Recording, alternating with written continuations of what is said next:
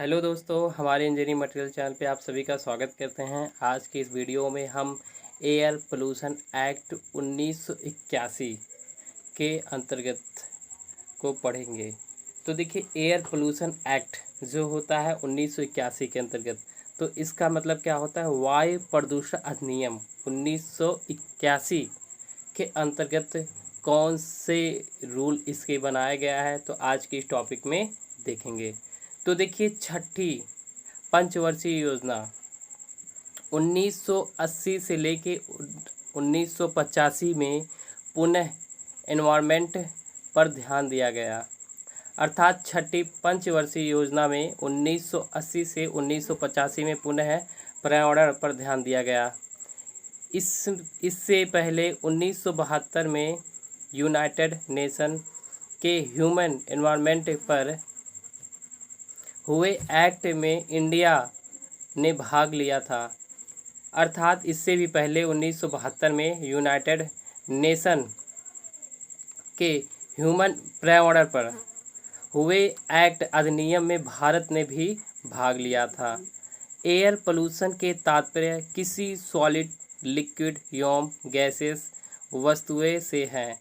अर्थात वायु प्रदूषण से तात्पर्य है कि किसी भी सॉलिड हो, ठोस हो, द्रव हो या गैस हो, किसी भी वस्तु से है जो एनवायरनमेंट में इतनी सांद्रता से कलेक्ट हो कि व्यक्तियों अथवा अन्य जीवित जंतुओं के लिए हानिकारक या वनस्पति संपदा या एनवायरनमेंट के लिए हानिकारक हो। तो देखिए, जो कि पर्यावरण में इतनी सांद्रता से इकट्ठा हो रहे हैं, जो कि व्यक्तियों अथवा अन्य जीवित वस्तुओं के लिए हानिकारक या वनस्पतियों संपदा या पर्यावरण के लिए हानिकारक हो। तो देखिए, नंबर पहला पॉइंट इसका देखेंगे।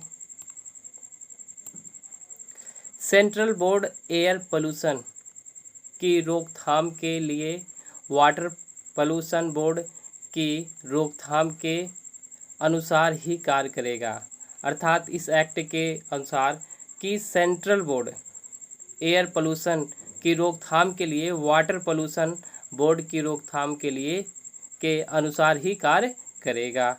नंबर सेकंड पॉइंट देखते हैं इस एक्ट के अंतर्गत।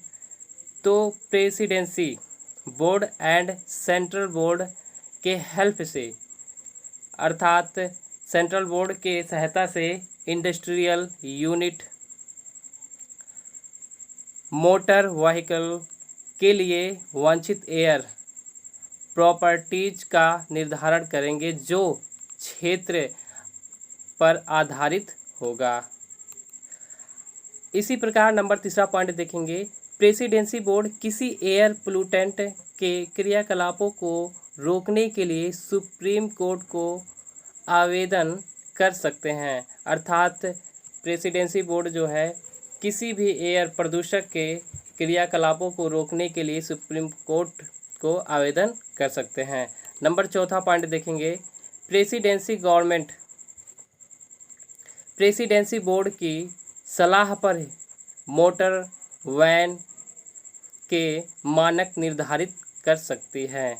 अर्थात प्रेसिडेंसी गवर्नमेंट के अंतर्गत ही प्रेसिडेंसी बोर्ड की सलाह पर मोटर वैन्स के जो मानक निर्धारित कर सकते हैं। इसी प्रकार नंबर 5वां पॉइंट देखेंगे। इस अधिनियम एक्ट में एयर पोल्यूशन क्रिएट करने वाले इंडस्ट्रीज को आवासीय क्षेत्र से बाहर बनाने के लिए मिनिमम डिस्टेंस का निर्धारण। अर्थात इस अधिनियम के अनुसार वायु प्रदूषण जो क्रिएट करने वाले इंडस्ट्रीज हैं, औद्योगिक कारखाने हैं, वो आवासीय क्षेत्र से बाहर बनाने के लिए मिनिमम डिस्टेंस का होना ज़रूरी है और चिमनी की ऊंचाई का निर्धारण भी करना आवश्यक है। और क्षेत्रीयकरण करना, एयर पोल्यूशन क्रिएट करने वाली इंडस्ट्रीज यूनिट की मेंटरिंग करना, पोल्यूशन कंट्रोल की कारगर यूनिट का इम्प्लीमेंटेशन किए जाने हेतु डिज़ाइन करना, पब्लिक को एयर पोल्यूशन की प्रिवेंशन हेतु टीवी, न्यूज़पेपर ईटीसी के मीडिया से चेतना जागृत करना। इसी प्रकार से अगला टॉपिक देखेंगे, इस प्रकार अगला पॉइंट देखेंगे, इसके अतिरिक्त रूल को फॉलो न करने पर 6 ईयर तक कैद तथा जुर्माना का प्रावधान हो और कंपनियों, इंडस्ट्रियों के सरकारी संस्थानों द्वारा रूल का उल्लंघन करने पर दंड देना।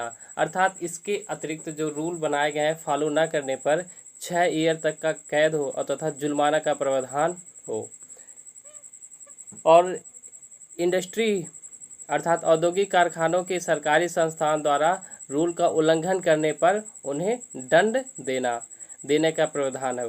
ठीक है, तो इस प्रकार से आज के इस टॉपिक में वायु प्रदूषण अधिनियम 1981 के बारे में देखा गया है।